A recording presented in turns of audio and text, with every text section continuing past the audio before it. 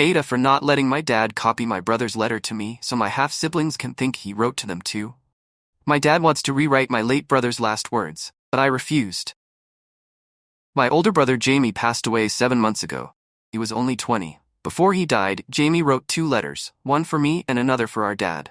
The letter he left for me was heartfelt. Jamie apologized for leaving me so soon, told me he loved me, and wished me a good life. It was everything you'd expect from a brother saying goodbye. But Dad's letter? That was a completely different story. Jamie didn't hold back with Dad. He told him how we always knew about his affair. He couldn't stand being his son. Jamie never told Dad he was sick, because he didn't want him to fake any grief. He said Dad didn't deserve a chance to say goodbye, and that it was payback for the way he treated us and our mom when we were kids. Mom had been sick for about a year before she passed away, and instead of supporting us, Dad brought his mistress into the house just 6 months after her death. Jamie wrote that it was justice, plain and simple. I wouldn't have known about Dad's letter if he hadn't told me. He came to me, hoping to see if I felt the same way Jamie did, and I told him the truth. I did.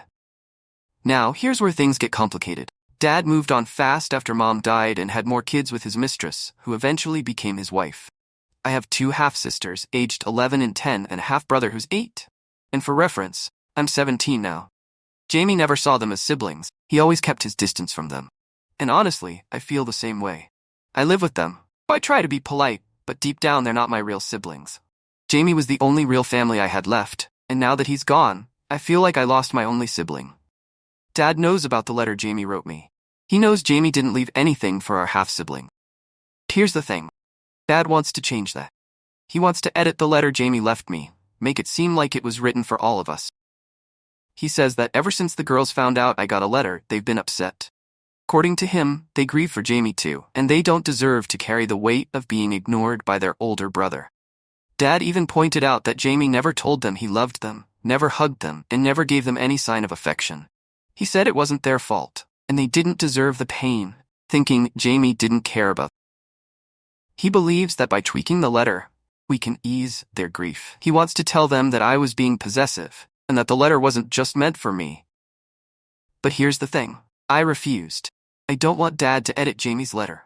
I told him straight up that I wouldn't agree to it. Dad lost it.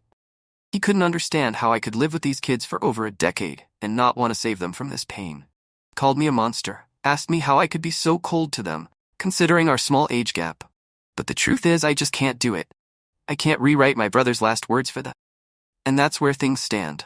My father, desperate to rewrite Jamie's final words, and me, caught between my loyalty to my brother and the pain my half-siblings are going through. Was I wrong for refusing? Should I have let my father ease their grief, even if it meant betraying Jamie's wishes? I still don't know if I made the right choice. But one thing is certain. Sometimes, the truth is more painful than any lie could ever be. What would you have done in my place? Share your thoughts below, and let me know if you think there's ever a right way to rewrite someone's last words.